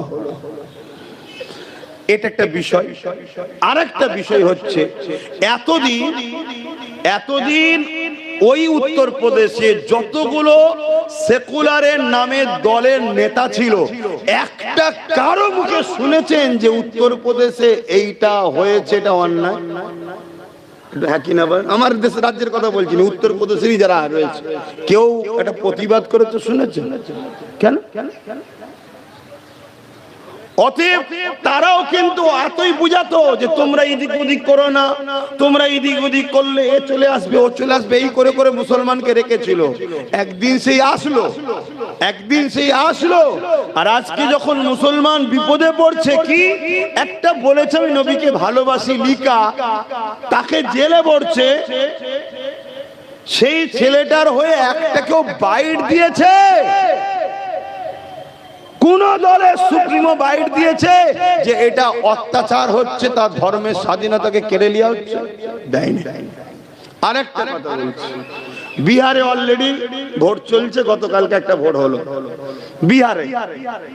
লালুর বেটাকে জিজ্ঞেস করছে আইলা মোহাম্মদ সাল্লাল্লাহু আলাইহি ওয়াসাল্লাম লে পুরো দেশ জুড়ে হই হই হচ্ছে, এই বিষয়ে আপনার মতামত কি?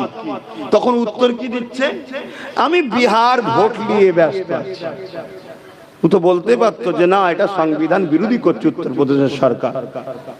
এদিকে বলছে না, বিহারের 19% ভোট আমায় দাও যদি বিজেপিকে রুখতে চাও। কেন? কথা বুঝছেন না, বোঝেন না? তুই যদি সত্যি মুসলমানদের ভালো চাইতিস, মুসলমানদের জানের থেকেও দামি যে মুহাম্মদ রাসূলুল্লাহকে মুসলমান ভালোবাসে, একটা কথা বলতে পারলি যে উত্তরপ্রদেশের সরকার এটা জুলুম করছে, এটা উচিত নয় করা, এতটুকু বলতে পেরেছিস?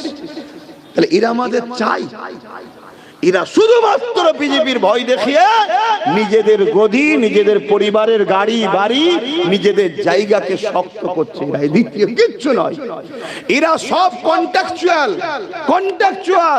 অনেক দেখবেন রাস্তায় টোল প্লাজা থাকে, toll plaza Australia company, France company, Chinese company, বিভিন্ন দেশের কোম্পানিকে সরকার দিয়ে দেয়। অনেক দেশের হয় ওই টোল প্লাজা 10 বছরের জন্য ভাড়া, 10 বছরে যত গাড়ি যাতায়াত করবে, যে দেশের কোম্পানি করছে সে দেশ নিয়ে নেবে, বাকি তারপরে ওটা দেশের হয়ে যাবে।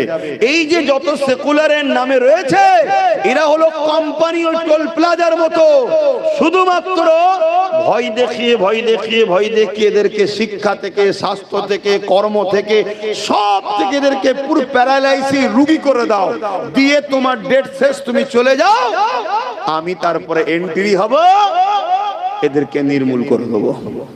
কথা মাথায় ঢুকছে না? যেমন দিল্লিতে হলো, সেই ষড়যন্ত্র আজও চলছে। আর আমরা শুধু আল্লাহকে ভয় করা ছেড়ে দিয়ে খানদানে রাসূলদের বিরুদ্ধে গালিগালাজ করছি বলার জন্য। কথা মাথায় ঢুকছে তো? শুধরাও, এখনো টাইম আছে। যদি বিশ্বাস হয়, আর যদি বিশ্বাস না হয়, আমি আমার ডিউটি করে যাচ্ছি, তুমি তোমার বুঝে নাও। এই যে আজকে এসআইআরটা কি জানো? এসআইআরটা কি জানেন আপনারা? বলুন, কেউ জানেন? 90% মানুষ জানে না এসআইআরটা কি, জানেই না। আমি আপনাদের ঘরে বলবো, শুনবেন? এসআইআরটা হলো ওয়াকফ আন্দোলনকে ভোলানো, এসআইআরটা হলো চাকরি যে দিতে পারেন মাইন্ডকে ডাইভার্ট করা, এসআইআর হলো দেশ যে ধ্বংসের দিকে চলে গেছে, কেন্দ্র সরকার দেশ চালাতে পারছে না, মাইন্ডকে ডাইভার্ট করে দেওয়া। এসআইআর হলো বেকারত্ব বেড়ে গেছে, তাকে খামোশ করিয়ে দেওয়া। এটাই তো এসআইআর। শুনছেন তো নাকি? এখন দেখুন, কারো রুজি রুটি, চাকরি বাকরি আন্দোলন, ওয়াকফ আন্দোলন, ওবিসি আন্দোলন, কোন আন্দোলন আছে? সব কাগজ, কি হবে কাগজ। শুধু মানুষকে প্রেসানে রেখে নিজের রুটিটা সেকে নিয়ে চলো কেটে পড়ো, তারপরেও তাওয়াই পড়ে থাকবে। হায় হায় হায়, কোথায় সমাজ চলে গেল? আল্লাহর উপাসনা করা কোন স্থানের খাদ্য খাওয়ালে মুসলমানরা কাফের হয়ে যায়। ওই খাবার তুমি কেন রেশনের পক্ষ দিয়ে মুসলমানকে খাওয়াচ্ছিলে? এর বিরুদ্ধে কটা উলামা কথা বলেছে বলুন তো দেখে? বলেন। সমস্যাটা কোথাও বুঝতে পারছেন তো? অসুবিধা হচ্ছে আব্বা? যদি আব্বাসের কথা অসুবিধা হয়, খাই। আপনি আপনার কবরে জবাব দেবেন, আমার কি সমস্যা, কিন্তু আমার ডিউটি বলা, আমি বলবো। আমি বলবো তাতে বলতে গিয়ে যদি তুমি আমার সঙ্গে যুদ্ধও করো, আমি তোমার সঙ্গে যুদ্ধ করতেও রাজি আছি। আমি ওপেন বলে যাচ্ছি, এত কোনো ক্যামেরার মুখে বলে যাচ্ছি। যদি কথা বলতে গিয়ে কেউ যদি বলে কথা বলা যাবে না, সে যদি বলে তোমার সঙ্গে যুদ্ধ করব, আমি দু হাত তুলে বলছি রাজি আছি তোর সঙ্গে যুদ্ধ করবো। কেন আমার কাছে আল্লাহ ও রসুল আগে, পৃথিবীর কেউ আগে না। কথা ক্লিয়ার? তাতে যদি হারি পুকুরিয়ার লোক বলে ভাই ওই যে দ্বিতীয় যেখানে জলসা করেছিল ওখানেও হবে না, আপনাকে জলসা করতে দেবে না, আমি আসবো না। পুরো বাংলার লোক যদি বলে তোমায় জলসা করতে দেবো না, করবো না। জলসা আমায় খাওয়ায় না, খাওয়ায় আমার আল্লাহ। শুনছেন তো নাকি? কিন্তু আল্লাহ রসুলের পক্ষে কথা বলতে কেন? এটা একটা চক্রান্ত চলছে। 1 কোটি মরা লোক দ্বারা যেমন কোন উপকার কাজ করিয়ে নেওয়া যায় না, 100 কোটি বেঈমান ভেতরে ভেতরে কাফের হওয়া মুসলমানের দ্বারা ইসলামের কোনো কাজ হতে পারে না। এই জন্য ইসলামের দুশমনেরা আমাদেরকে ভেতর থেকে কাফের বানাতে চাইছে। কেন? আমরা যতদিন বেঁচে আছি ইনসাফ ততদিন থাকবে, আমরা যতদিন আছি ইনসানিয়ত থাকবে, আমরা যতদিন আছি নাই থাকবে। আমরা যদি চলে না যাই তাহলে আজকের ফেরাউন কোনো মানুষের কাছে খোদা হয়ে টিকে থাকতে পারবে না। বুঝছেন তো নাকি? তাই মুসার বিরুদ্ধে সেদিনের ফেরাউন লেগেছিল, মুসা সাথীদের পিছনে লেগেছিল। আজকে ছোট ছোট যারা খোদা হতে চাইছে এরা দেখছে বাকি সবাইকে তো আমাদের কৃতদাস বানিয়ে নিয়েছি, সবাই তো আমাদেরকে সেজদা করে আর করে, সব করিয়ে নিয়েছি, মুসলমানদের তো হবে না। আবার মুসলমানের মধ্যে থেকে অনেককে খাবার খাইয়ে খাইয়ে কাজ তো মিটিয়ে দিয়েছি, কিন্তু অনেক উলামা আছে এই মুসলমানদের ঘরে জলসায় গিয়ে তওবা পড়াচ্ছে, এই মুসলমানদের ঘরে জলসায় গিয়ে বুঝাচ্ছে, এ তো পরিবর্তন হয়ে যাচ্ছে। এক কথা বুঝছেন না? বলুন, তাহলে তোমার কাজ তুমি করো, আমার কাজ আমি করব। ইমামতির কাজ ইমাম করবে, তাই তো নাকি? এখন স্কুলের মাস্টার যদি বলে ইমাম সাহেব সরো, আমি নামাজ পড়াবো, তাহলে ইমামের জায়গায় তুমি হাত দিয়েছো, তাহলে ইমাম তো তখন বলবে স্কুল থেকে সরো, আমি পড়াবো। তুমি নেতা যখন বলবে ধর্মের বিষয়ে হাত দেবে, তখন হুজুর তখন নাজিদের বিষয়ে হাত দেবে। এক কথা বুঝছেন না? বোঝেন না? তুমি কেন বললে যে কোরআন শেষ হয়ে যাবে আমার উন্নতি শেষ হবে না? তোমাকে এটা বলার অধিকার কে দিল? তুমি বাকি কি বিষয়ে বলেছো সেটা তাদের ব্যাপার, তোমার ব্যাপার। আমার কোরআন নিয়ে বলার অধিকার তোমায় কে দিয়েছে? অতএব তুমি যখন আমার কোরআন নিয়ে বলতে ঢুকেছো, তাহলে আমি তো তোমার ঘরে হাত দিতে পারি। এক কথা বুঝছেন না? বোঝেন না? কিন্তু তুমি যদি মনে করো আব্বাস তোমার কওমের মধ্যে অনেককেই তো আমি কিনে রেখেছি, আরে শোনো, আব্বাস কওমের লোকের উপরে ভরসা করে কথা বলে না, আব্বাস কথা বলে আল্লাহর ভরসায়। হাসবুনাল্লাহু ওয়া নি'মাল ওয়াকিল, নি'মাল মাওলা ওয়া নি'মান নাসির। আমি এই কওমকে খুশি করার জন্য ওয়াজ করতে আসিনি, আমি আমার মালিককে খুশি করার জন্য ওয়াজ করতে এসেছি। আমার মালিক শুনছে আমার, শুনছেন তো নাকি? হ্যাঁ, আমি ক্লিয়ার করছি আমার কবরকে, আমি ক্লিয়ার করছি আমার আখিরাতকে। তোমার যদি মনে হয় আমার সাথে সাথ দিবা, চলে আসো, তোমার কবর আখিরাত ক্লিয়ার হবে। আর আমার কথা যদি ভুল হয়, দূর থেকে উলামারা কাদা ছুড়াছুড়ি না করে হাদিস কোরআনের দলিল দিয়ে স্টাম্প মেরে ফতোয়া দাও না। কথা বুঝছেন না? একটা কথা খুব বাজারে চলছে, আব্বাস সিদ্দিকী বলেছে টিএমসি কে ভোট দেওয়া হারাম। শুনেছেন তো নাকি? ও তো কাটিং করা জিনিস, ও তো মুনাফিকরা কেটে ছড়িয়েছে, ও তো ছড়িয়েছে। কেন ছড়িয়েছে? যাতে করে আব্বাসকে বোঝানো যায় সাধারণ মুসলমানকে যে আব্বাস হলো বিজেপির লোক, আব্বাস কার লোক? বিজেপির লোক। এই জন্য টিএমসি কে ভোট দিয়ে হারাম বলেছে। ওই বিজেপির বিরুদ্ধে বলে না তো, এই জন্য যেটা কাটিং করে এই মুনাফিক গুলো ছড়িয়েছে। কথা বুঝছেন না? বোঝেন না? হ্যাঁ, কিন্তু হাকিকাতে আমি কি বলেছি শুনবেন না? শোনা দরকার আছে না? নাই শোনা দরকার, পুরোটা শুনতে হবে। কি বলেছি? তা 20 মিনিট, 20 মিনিট বলছি, 20 সেকেন্ড, 30 সেকেন্ড 1 মিনিট 1.5 মিনিট কে ওয়াজ করে, বাকি বক্তা কোনো গেল কোথায়, আগে পরে করে। হ্যাঁ তাহলে একটুখানি বলি, ধৈর্য হারা হচ্ছেন না তো? 10 মিনিটের মধ্যে কাজ ছেড়ে দেবো। এই কমিটি, অসুবিধা হচ্ছে তোদের? ভয় লাগছে নাকি? ভয় লাগলে পরের বার দাওয়াত করবি নি। দাওয়াত করার সময় তো জোর করে যে করি, ভাই জান নিতে হবে। কোথায় গেল আমার আলী ভাই? ভয় লাগছে নাকি? দুনিয়ায় যদি কপালে জেল খাটা থাকে ঘুরে আসবেন, অসুবিধা কি আছে? কপালকে কেউ চেঞ্জ করতে পারে? দুনিয়ায় যদি মার খাওয়া কপালে মার খেয়ে নেবেন, অসুবিধা কি আছে? কিন্তু আখিরাতটা আপনার কামিয়াবি হবে যদি আপনি হকের পক্ষে থাকেন। কতদিনের দুনিয়া? আলী ভাইয়ের কত হলো, বয়স কত হলো? 48, একদম শেষের দিকে। খুব টেনে মুড়ি কতদিন? আচ্ছা লাও না 30 বছর আরো বেরিয়ে দিলাম, লাও, আল্লাহ ভালো জানে। 40 বছর আল্লাহ ভালো জানে। 50 বছর, আচ্ছা আর 100 বছর দিলে খুশি?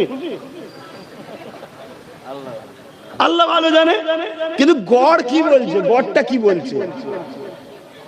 70 80, এর উপরে তো কেউ যাচ্ছে না।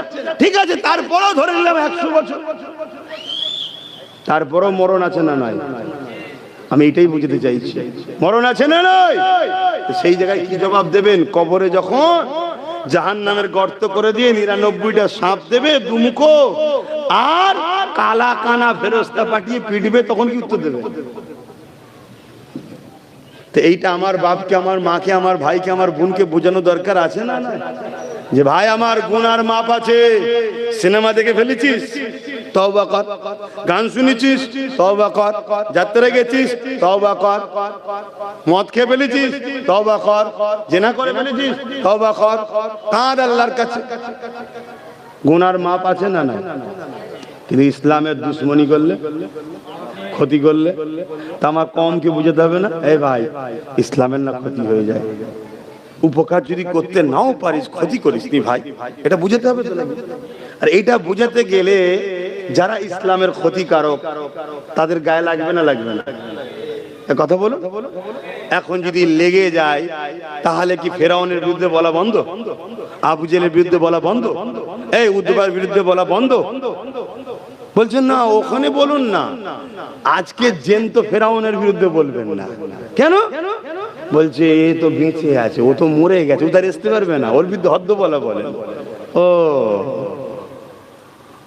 না, ওর বিরুদ্ধে যদি 100 বার বলা হয়, ওকে তো আল্লাহ দেখিয়েছে আমাদেরকে উদাহরণ হিসাবে, ওর সঙ্গে যার মিলবে সেই ফেরাউনের থেকে বিরুদ্ধে থাকতে হবে। এই জন্যই তো আল্লাহ ইজিদকে তৈরি করেছে।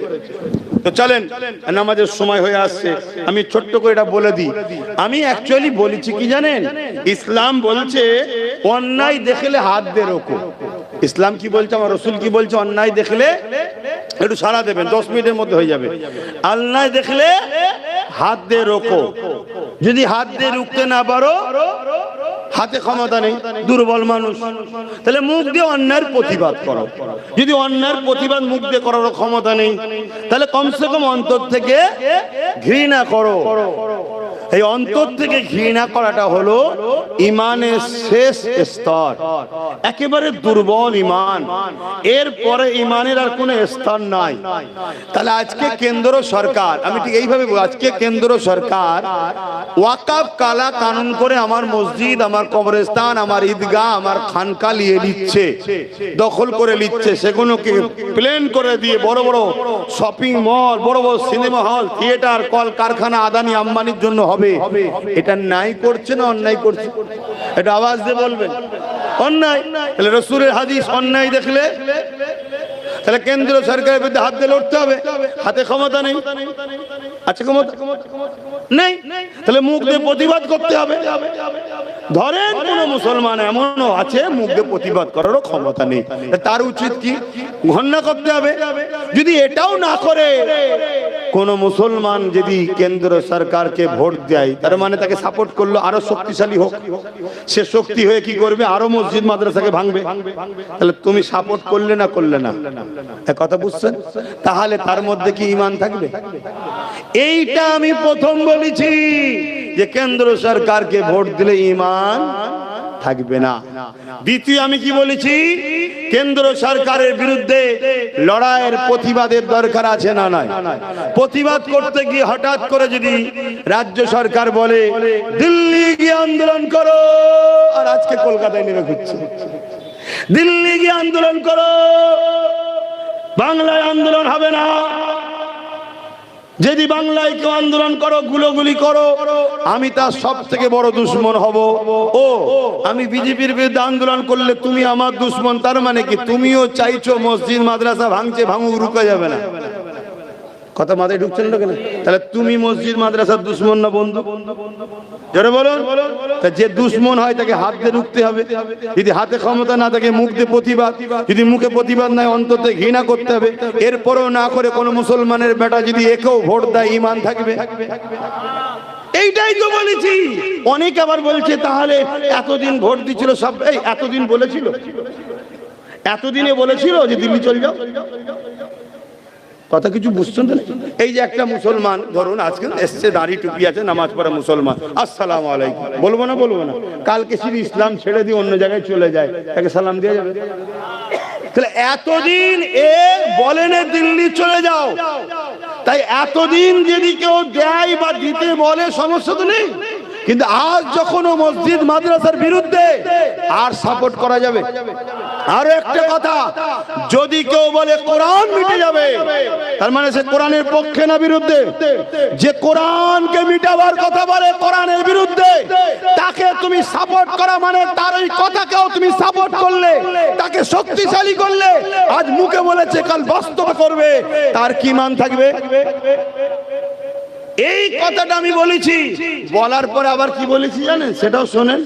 এরপরও বলেছি কি, যদি কেউ মনে করো যে এটা ভুল করে বলে ফেলেছে, তাহলে তোমার সরকারকে যে বলো একটা বাইট দিতে যে আমার এগুলো বলা ভুল হয়ে গেছে, তাহলে আমি এসে ওর বিরুদ্ধে বলবো, এর বিরুদ্ধে বলবো না। এই কথা বুঝছেন না, বোঝেন না? এগুলো কিচ্ছু দেয়নি, শুধু ছেড়েছে কি টিএমসিকে ভোট দিয়ে আব্বাস সিদ্দিকী হারাম বলেছে। এই শুনছেন না? শোনেন, ওই কবর আবু জেহেল যেমন কুয়া খুঁড়েছিল, এটা প্রচার করে নিজেদের কুয়া নিজেরাই খুঁড়েছিস। কেন মানুষ সবাই বোকা নয় রে, এখন মানুষের হাতে অ্যান্ড্রয়েড মোবাইল, মানুষ গুগলে সার্চ করে পুরোটা দেখছে। আর যাদের মধ্যে ঈমান আছে সে দুনিয়ার স্বার্থে যদি এ সাপোর্ট করেও থাকে, আমার বক্তব্য আলোচনা শোনার পরে তার দিল জাগবে আল্লাহর ভয়েতে। কোরআনের দুশ্মন, মসজিদের দুশ্মন, মাদ্রাসার দুশ্মন। দুর্গাপুরে বোলডুজার দিয়ে রাজ্য সরকার মাদ্রাসা ভেঙেছে এবং মিড ডে মিলের খাবার রাস্তার কুকুরের বাচ্চাকে দেবো, তো মাদ্রাসার বাচ্চাদের দেবো না, এই রাজ্য সরকার বলেছে। এই সরকারকে কোনো ইমানদার ভোট দিতে পারে না। কথা মাথায় ঢুকছে না? ঢোকে না? যদি দেয় তার ঈমান থাকতে পারে না। এইটাই তো বলেছি। এবারে এই যদি এর ভুলটাকে স্বীকার করে নেয় যে আমার ওই কোরআন শেষে বলাটা ভুল হয়েছে, দিল্লি চলে যাও বলাটা ভুল হয়েছে, আন্দোলন তোমরা করো, রাস্তা যেন জাম না হয়, একটু আমার দিকেও খেয়াল রেখো, কেন আমি তো তোমাদের সাথে আছি, কি? তাহলে ভিন্ন বিষয়। আর নাই শুধু মুখে বলবে এসআইআর হতে দেবো না, আমি বেঁচে থাকতে এসআইআর হতে দেবো না। এসআইআর চালু হয়ে গেছে, উনি মরে গেছে এমন কোন রিপোর্ট আছে নাকি? চালু হয়ে গেছে। কথা বুঝছেন না, বোঝেন? এগুলো শুধুমাত্র মুসলিম তোমাকে আমাকে বিশেষ করে বোকা বানাচ্ছে। আবার আজকে কি বলছে? বেঁচে থাকতে এনআরসি হতে দেবো না। আরে এনআরসি হতে গেল, কথা বুঝে আসছে না? যদি বলেন না এনআরসি হচ্ছে, তাহলে অন্য অন্য রাজ্যে এসআইআর কে কেস করে তাদের বিধানসভায় বিল পাস করে এসআইআর বন্ধ করে দিচ্ছে অন্য অন্য রাজ্য, জানেন তো নাকি? এ খবর রাখেন। অন্য রাজ্য এসআইআর কে বিল পাস করে বন্ধ করে দিয়েছে, তার রাজ্যে এসআইআর হচ্ছে না। তাহলে আপনার তো 215টার উপরে এমএলএ, আপনি কেন বিধানসভায় বিল পাস করে এসআইআর বন্ধ করলেন না? দ্বিতীয় নম্বর কথা, 90,000 এসআইআর করার জন্য অফিসার আপনি দিলেন কেন? তিন নম্বর কথা, 221 কোটি টাকা আপনি কেন খরচ করছেন স্যার করার জন্য? অতএবিরা দুজন মিলে এক শ্রেণীর লোককে শেষ করবে যারা হলো গরিব। কি গরিব? আমার কাছে হিন্দু মুসলমান আদিবাসী সাঁওতাল বাগদি বুঝিনি, গরিব কাকে ক্ষতি করবে? গরিব। কথা মাথায় ঢুকছে? এই হচ্ছে কথা। আর যারা বিজেপি গেলে খুব হুড়োহুড়ি করছিল আমাদের ভাইরা, তারা সব থেকে বেশি বিপদে পড়ছে। এতে কি আমি খুশি? না, খুশি নয়। এখনো সময় আছে, সব গরিবরা এক হয়ে যাও, গরিবরা এক হয়ে যাও। ধর্ম তোমার ঘরে রাখো, তোমার দিলে রাখো, বাইরে তোমরা গরিব এক হও, গরিব এক হও, গরিব এক হও। আর আপনাদেরকে বলে যাব যে বিএলআরও আসবে ফর্ম দিতে, দুটো ফর্ম দেবে, দুটো ফর্মকে জেরক্স করে জেরক্সের উপরে লিখি করবেন, কাটাকুটি হলে জেরক্সের উপরে হোক, ফ্রেশ করার পরে তারপরে এই ফর্ম দুটো ফিল আপ করবেন।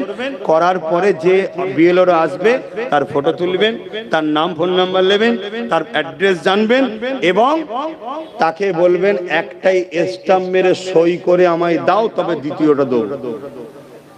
শুনছেন তো নাকি? নিয়ে সেটাকে 2-3টে জেরক্স করে একটা মোবাইলে ফটো তুলে যত্ন করে রেখে চুপচাপ বসে থাকুন। কথা বাতাই ঢুকছে? ফর্ম যদি আসে আপনি নিশ্চিন্তায় থাকুন, ফর্ম না এলেই টেনশন। ফর্ম সব বাড়িতে যাবে না, শুনছেন তো নাকি? এক বাড়ি নোটিশ যাবে, এক বাড়িতে ফর্ম যাবে। কথা বুঝে আসছে? অতএব আশা করছি আপনাদের বাড়ি সব ফর্মই আসবে ইনশাআল্লাহ। আল্লাহ আপনাদের হেফাজত করুক। একজন পীর হিসেবে, পীরজাদা হিসাবে, নবী বংশের খানদান, দাদা হুজুরের আওলাদ হিসাবে দোয়া করি আল্লাহ এই বিপদ থেকে আপনাদের হেফাজত করুক, বলুন আমিন। কিন্তু বারবার আগে স্ট্যাম্প মেরিয়ে সই করাবেন, তারপরে দ্বিতীয়টা দেবেন, যেটা নিজের হাতে স্ট্যাম্প মারা কপি রাখা ছাড়া ছাড়বেন না। কথা কিছু বুঝছেন না? বোঝেন না? আপনাদের সব বাপ দাদু এখানকার, কথা বুঝে আসছে? আপনার দাদুর কবর এখানে আছে, তার মানে এখানেই ছিল। দাদির কবর এখানে। মুরব্বী বাপেদের কথা বলছি, আমাদের কথা বলছি নি। আমার বেটা যান এখানে, আপনাদেরও যুবক যারা, তোমাদেরও বেটা যান এখানে, দাদুর আব্বাও এখানে। টেনশনের কিচ্ছু নেই। কথা কিছু যদি বলেন কি করে আপনি বলছেন, আরে মুসলমান জুম্মার নামাজ ছেড়ে দেয় তো কি হয়েছে, ঈদ বকরাই ছেড়ে দেয় তো কি হয়েছে, ভোট দিয়া কোনোদিন মিস করেন। তাহলে ভোট যখন দিয়েছে নাম আসতে গেছে নাকি? কিন্তু এই কথাটা মাথায় রাখবেন, বারবার বলছি, দুটো ফর্ম দেবে, একটাকে নিয়ে সই স্ট্যাম্প মেরিয়ে সই করে নিজের কাছে রাখবেন এবং যে আসবে, ভাই আপনি কে, আমি আপনার ফটো তুলবে, তার নাম অ্যাড্রেস ফোন নাম্বার রাখবেন, রেখে দেবেন। কেন বলছি? বাই চান্স যদি আপনাদের সঙ্গে গাদ্দারি হয়, ধোঁকা হয়, ওপরে কে গাদ্দারি করেছে আমি দেখবো না। যে বেটাকে আপনি ফর্ম দিয়েছেন, না কান টানলে মাথায় সেটা কথা আছে না। আমি আপনাদের ভালোবাসার মানুষ হিসেবে, পীর ভাই হিসেবে বলে যাচ্ছি, বাবা হিসাবে, আল্লাহ একটাই আমার ভাই দিয়েছে, একটাই সারা বাংলা কাঁপাচ্ছে, তার দ্বারা দিয়ে কেস লড়বো, আপনাদের পাশে থাকবো। কথা মাথায় ঢুকছে না? ঢোকে না? বাকি কে আপনাদের সাথ দেবে আমি জানি না। কেন অনেকে সাপ হয়ে কামড়াচ্ছে, উজা হয়ে আবার ঝাড়ছে। 90,000 দিয়ে দিয়েছে, আবার বলছে হতে দেব না। যাত্রীকে কি হলো? আপনি তো বিধানসভায় বিল পাস করতে পারতেন অন্য রাজ্যের মতো, যে আমার রাজ্যে হবে না, মিটিয়ে তো।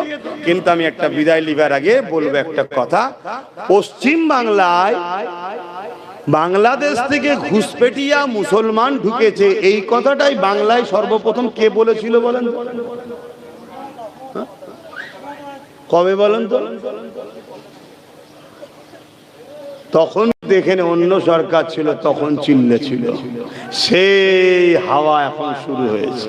তাহলে আপনাদের ঘরে ঘুষপেটিয়া বলেছে যিনি প্রথম, তিনি এখন নিজের খাটিয়া ঠিক করার জন্য ময়া কাদা কাঁদছে। একটু সাবধানে চলবেন। বাকি নিতে হয় লেন, না নিতে হয় লেন।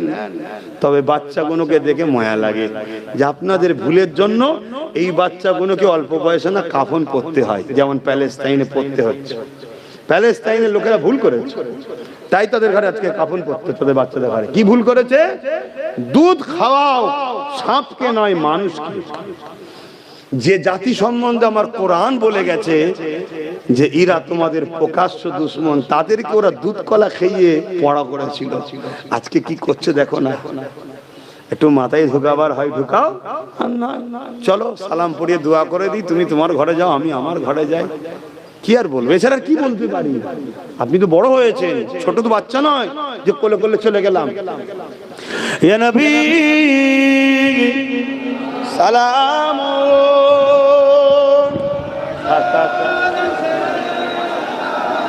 খোলো খোলো।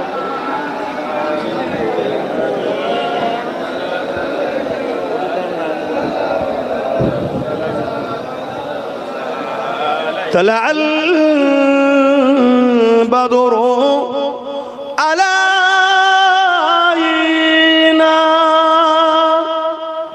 من شنيعة الوداع وجب الشكر علينا ما دغى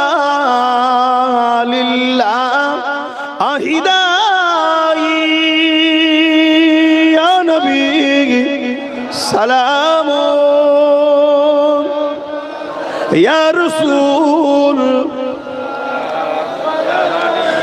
يا حبيب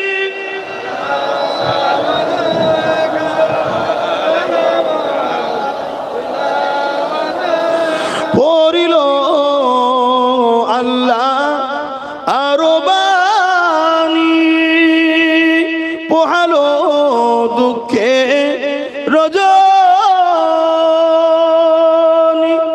হইল জগৎ অনুরানী, আমিনার নয়নের মনি। ইয়া নবী সালাম ইয়া রাসূল ইয়া হাবিব সালাম। সকলে বসে, এখনই দোয়া হবে, আসে সকলে বসে। বাপ ভাইরা, কথাতে ভাষাতে ব্যবহারে কেউ কষ্ট পেলেন, যদি পেয়ে থাকেন আল্লাহর রাস্তায় মাফ করবেন।